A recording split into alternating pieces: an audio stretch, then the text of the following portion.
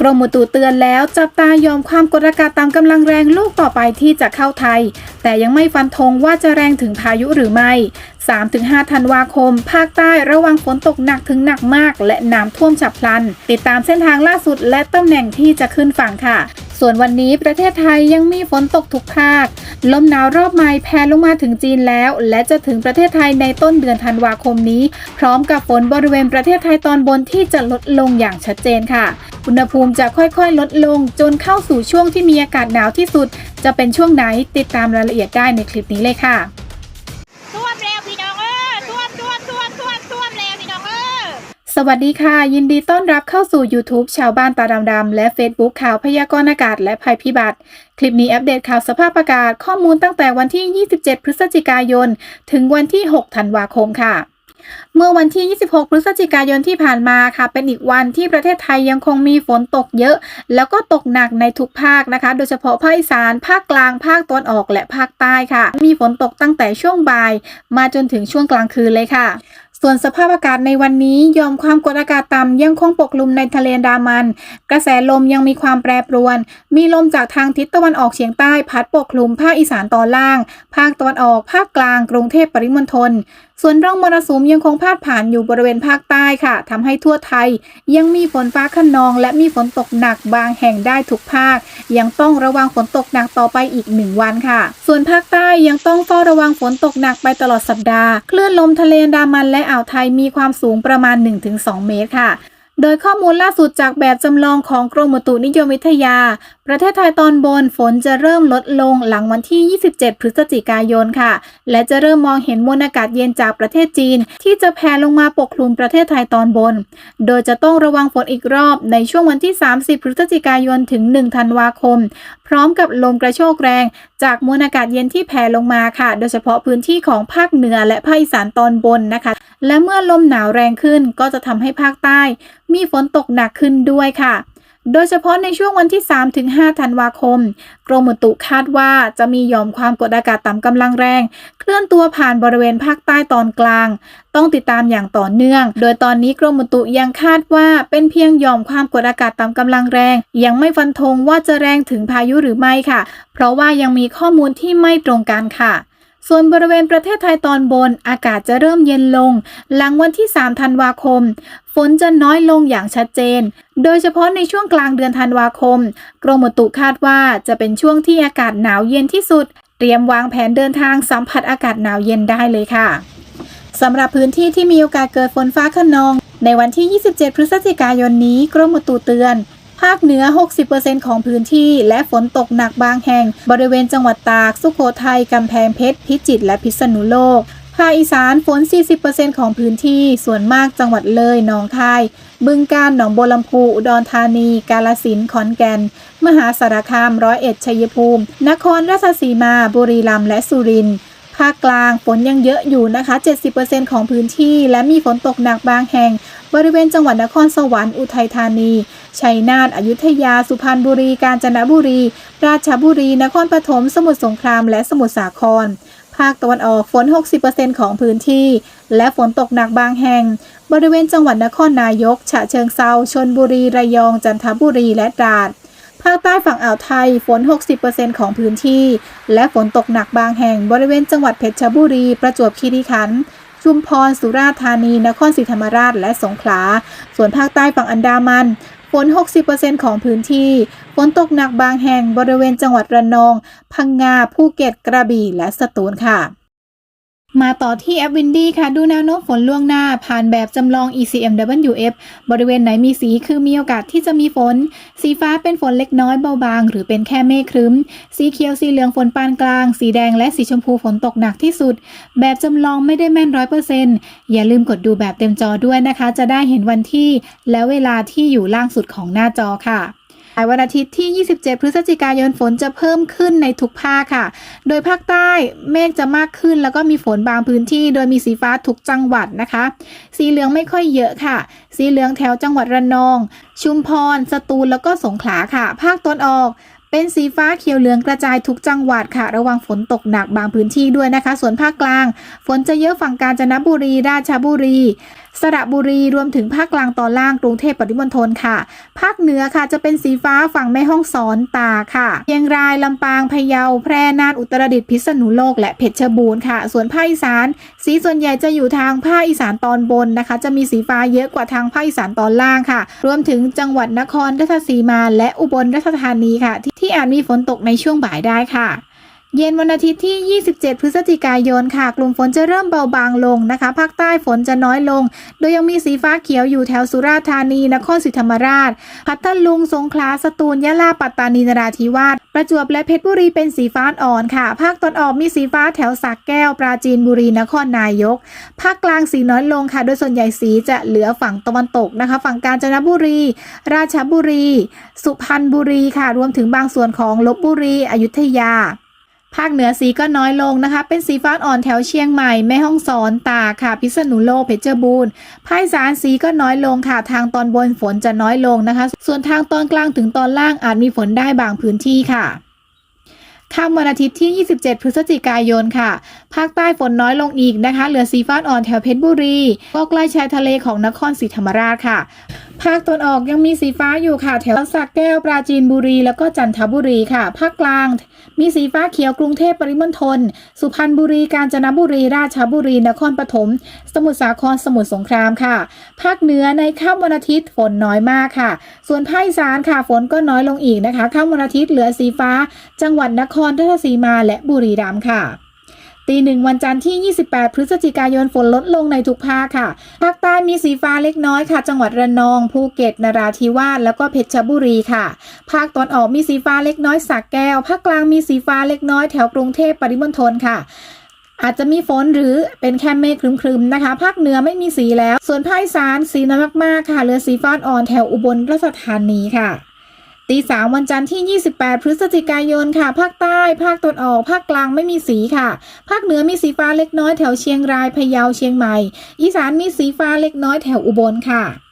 6 โมงเช้าวันจันทร์ที่ 28 พฤศจิกายนค่ะภาคใต้สีน้อยมากค่ะแทบจะไม่มีเลยภาคตะวันออกมีสีฟ้าอ่อนแถวชลบุรีระยองค่ะภาคกลางก็จะเป็นช่วงสมุทรปราการกรุงเทพเป็นสีฟ้าอ่อนนะคะภาคเหนือมีสีเล็กน้อยแถวเชียงรายค่ะส่วนอีสานก็มีสีฟ้าอ่อนเล็กน้อยแถวอุบลแล้วก็ศรีสะเกษค่ะไปดูช่วงเที่ยงวันจันทร์ที่ 28 พฤศจิกายนค่ะเริ่มมีฝนเพิ่มเข้ามาบ้างแต่ไม่ค่อยเยอะนะคะโดยส่วนใหญ่จะอยู่บริเวณภาคใต้ภาคตะวันออกภาคกลางตอนล่างค่ะภาคใต้มีสีฟ้านะคะส่วนใหญ่แถวเพชรบุรีประจวบระนองพังงาภูเก็ตชุมพรสุราษฎร์ธานีนครศรีธรรมราชสตูลสงขลาค่ะภาคตะวันออกสียังมีอยู่เกือบทุกจังหวัดโดยเฉพาะจังหวัดที่ใกล้ทะเลค่ะภาคกลางภาคอีสานและภาคเหนือค่ะที่ยังมีฝนแค่เล็กน้อยนะคะส่วนใหญ่จะเป็นเมฆครึ้มปกคลุมมากกว่าค่ะในบ่ายวันจันทร์ที่ 28 พฤศจิกายนฝนจะเริ่มเพิ่มขึ้นอีกนะคะโดยเฉพาะภาคใต้ภาคตะวันออกค่ะภาคใต้จะมีสีฟ้าปกคลุมทุกจังหวัดนะคะมีสีเขียวเหลืองเล็กน้อยแถวระนองชุมพรสุราษฎร์ธานีนครศรีธรรมราชกระบี่ตรังสตูลค่ะภาคตะวันออกมีสีฟ้าเขียวทุกจังหวัดค่ะโดยเฉพาะแถวสระแก้วปราจีนบุรีนครนายกจันทบุรีตราดภาคกลางค่ะสีฟ้าเน้นทางภาคกลางฝั่งตะวันตกแล้วก็ภาคกลางตอนล่างค่ะภาคเหนือค่ะสีฟ้าจะเน้นฝั่งตะวันตกของภาคนะคะเชียงรายเชียงใหม่แม่ฮ่องสอนตากแล้วก็ฝั่งจังหวัดพิษณุโลกเพชรบูรณ์ค่ะอีสานยังมีฝนได้บางพื้นที่นะคะแต่ว่าไม่ค่อยหนักนะคะส่วนใหญ่ฝั่งจังหวัดเลยชัยภูมิขอนแก่นโคราชค่ะบุรีรัมย์สุรินทร์ศรีสะเกษอุบลอำนาจเจริญมุกดาหารยโสธร101ค่ะเย็นวันจันทร์ที่ 28 พฤศจิกายนฝนลดลงในทุกภาคค่ะภาคใต้สีอ่อนลงนะคะเป็นสีฟ้าอ่อนมากๆค่ะโดยส่วนใหญ่จะเยอะทางภาคใต้ตอนล่างค่ะภาคตอนออกสีน้อยลงนะคะเหลือสีอ่อนๆแถวจันทบุรีสระแก้วค่ะภาคกลางค่ะมีสีส่วนใหญ่ทางภาคกลางตอนบนนะคะฟ้าเขียวนครสวรรค์ลพบุรีค่ะสระบุรีอยุธยาปทุมธานีสุพรรณบุรีสิงห์บุรีอ่างทองกาญจนบุรีค่ะส่วนทางภาคกลางตอนล่างกรุงเทพปริมณฑลในเย็นวันจันทร์ไม่มีสีแล้วค่ะภาคเหนือค่ะมีสีฟ้านะคะเป็นส่วนใหญ่ฝั่งตะวันตกค่ะแม่ฮ่องสอนตากสุโขทัยกำแพงเพชรแล้วก็ภาคเหนือตอนล่างนะคะพิษณุโลกพิจิตรเพชรบูรณ์ค่ะภาคอีสานสีน้อยนะคะโดยเป็นสีฟ้าส่วนใหญ่แถวชัยภูมิโคราชขอนแก่นมหาสารคามอุดรธานีสกลนครแล้วก็กาฬสินธุ์ค่ะ ค่ำวันจันทร์ที่ 28 พฤศจิกายนฝนลดลงอีกนะคะภาคใต้ไม่มีสีภาคตะวันออกมีสีเล็กน้อยแถวสระแก้วค่ะภาคกลางจะมีสีเล็กน้อยแถวภาคกลางตอนบนอุทัยธานีนครสวรรค์ชัยนาทภาคเหนือจะเป็นตอนล่างค่ะกำแพงเพชรพิจิตรพิษณุโลกเพชรบูรณ์ส่วนอีสานมีสีจางๆเล็กน้อยฝั่งจังหวัดชัยภูมิโคราชไปติดตามอัปเดตแบบจำลองเส้นทางของหย่อมความกดอากาศต่ำกำลังแรงหรือว่าพายุลูกใหม่ที่จะเคลื่อนเข้าสู่ประเทศไทยในต้นเดือนธันวาคมนี้ค่ะจากแบบจำลองที่อัปเดตล่าสุดช่วงเช้ามืดของวันที่ 27 พฤศจิกายนเลยค่ะโดยในตอนนี้นะคะเริ่มมีหย่อมความกดอากาศต่ำก่อตัวขึ้นแล้วค่ะบริเวณมหาสมุทรแปซิฟิกและหลังจากนี้นะคะหย่อมความกดอากาศต่ำลูกนี้ก็จะค่อยๆเคลื่อนเข้ามาสู่ประเทศฟิลิปปินส์ตอนล่างค่ะในวันที่ 30 พฤศจิกายนจะเคลื่อนผ่านประเทศฟิลิปปินส์ค่ะวันที่ 1 ธันวาคมค่ะจะเคลื่อนผ่านเกาะต่างๆของฟิลิปปินส์ตอนใต้ค่ะโดยตอนที่เคลื่อนผ่านฟิลิปปินส์นะคะจะอ่อนกำลังลงค่ะแต่ในวันที่ 2 ธันวาคมค่ะจะลงสู่ทะเลจีนใต้และจะทวีกำลังแรงขึ้นอีกค่ะลงมาสู่ทะเลจีนใต้ตอนล่างนะคะ3 ธันวาคมนะคะจุดศูนย์กลางจะเคลื่อนผ่านปลายแหลมยวนของเวียดนาม4 ธันวาคมค่ะจะเคลื่อนเข้าสู่อ่าวไทยค่ะในระดับที่ค่อนข้างแรงทีเดียวเลยนะคะถ้าไม่เป็นหย่อมความกดอากาศต่ำกำลังแรงก็อาจจะแรงขึ้นมีแนวโน้มตามแบบจำลองนี้คือมีแนวโน้มตามแบบจำลองนี้คืออาจจะแรงกว่าหย่อมความกดอากาศต่ำกำลังตามแบบจำลองนี้คืออาจจะแรงถึงระดับพายุได้ค่ะในวันที่ 4 ธันวาคมค่ะจะเคลื่อนเข้าสู่อ่าวไทย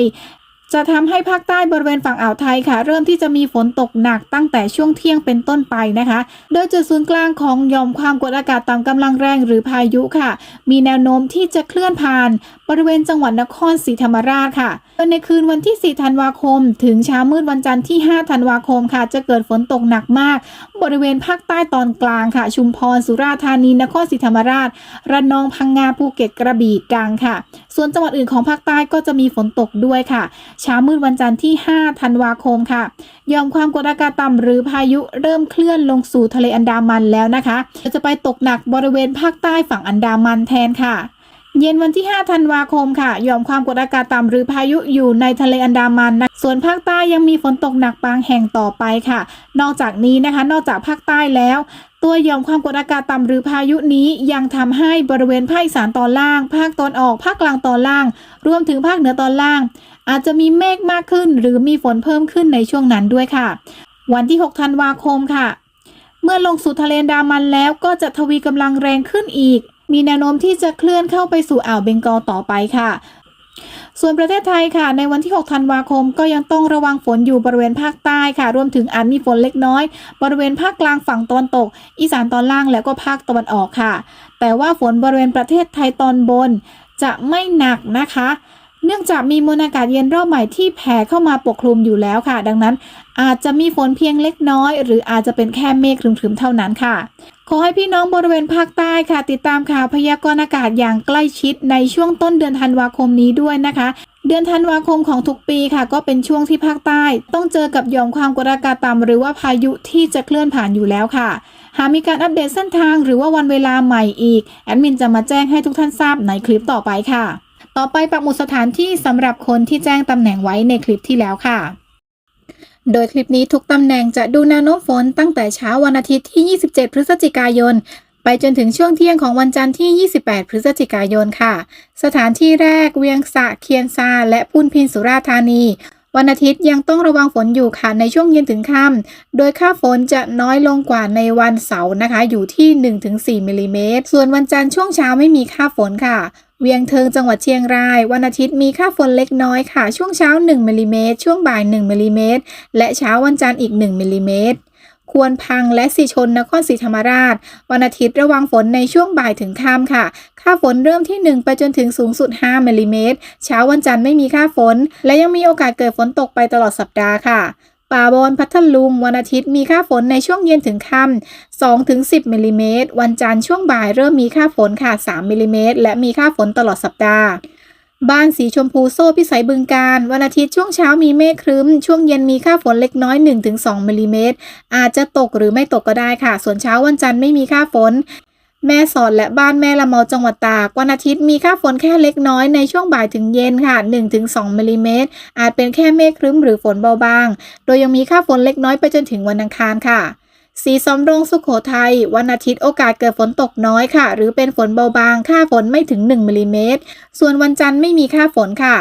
ลมสักเพชรบูรณ์วันอาทิตย์มีค่าฝนเล็กน้อยในช่วงบ่ายถึงเย็น 1-2 มิลลิเมตรอาจจะมีฝนหรืออาจจะไม่มีฝนค่ะส่วนเช้าวันจันทร์ไม่มีค่าฝนศรีนรงค์และบัวเชษจังหวัดสุรินทร์ค่ะวันอาทิตย์ค่าฝนน้อยนะคะมีค่าฝนเล็กน้อยในช่วงเที่ยงถึงเย็นประมาณ 1-2 มิลลิเมตรอาจเป็นเมฆครึ้มหรือฝนเบาบางค่ะส่วนวันจันทร์ช่วงบ่ายก็มีค่าฝนเล็กน้อยค่ะราศีสไลและผู้สิงห์จังหวัดศรีสะเกษวันอาทิตย์มีค่าฝนเล็กน้อยในช่วงบ่ายถึงเย็น 1-2 มิลลิเมตรค่ะส่วนวันจันทร์มีค่าฝนเล็กน้อยในช่วงบ่ายภูเพียงจังหวัดน่านวันอาทิตย์ค่าฝนน้อยลงค่ะไม่ถึง1มิลลิเมตรในช่วงบ่ายถึงเย็นอาจเป็นเมฆครึ้มหรือฝนเบาบางส่วนวันจันทร์โอกาสเกิดฝนตกน้อยลงค่ะ